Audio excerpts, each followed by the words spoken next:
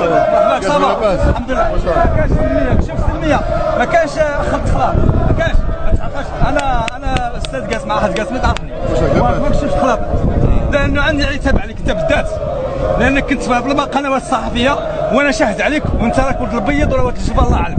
هذا الشيء انتم النخب نتاع الوطن نورمالمون توصلوا الميساج على حق وحقيقه، واش عيب عليكم وعيب وعار لما هذه السلميه كل هذه السلميه وانتم تدعوا انه فيه ناس تخلط وتدعوا باللي انت تتكلم، انت تخلط ما بين ما هو خل انت انا نهضر عليك انت بالذات لما تكون امام الصحافه تخلط ما بين ما هو داخل المجتمع وداخل الوطن وتخلط ما هو اقليمي. خليني نجاوبك ما عرفت كيجاوبك.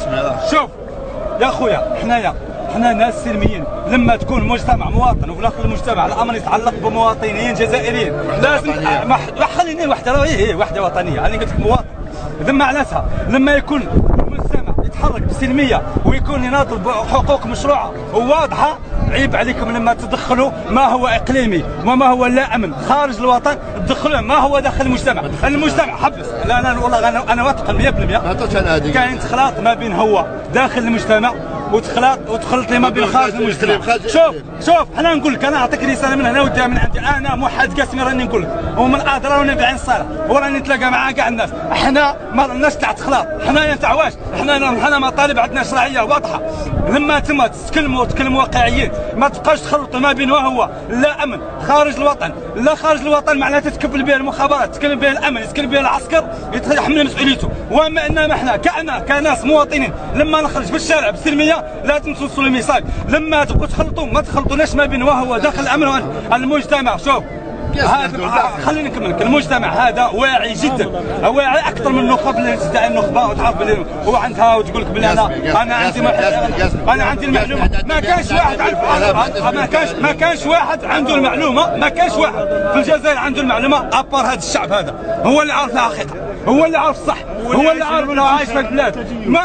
ولا واحد لا من النخب السياسيه ولا من واحد يدعي باللي انت راك تدعي وتقول باللي انا عندي معطيات اقليميه واعلاميه ومانيش عارف، وتدعي انك عندك المعلومه اكثر من هذا تكلمت على كل الناس.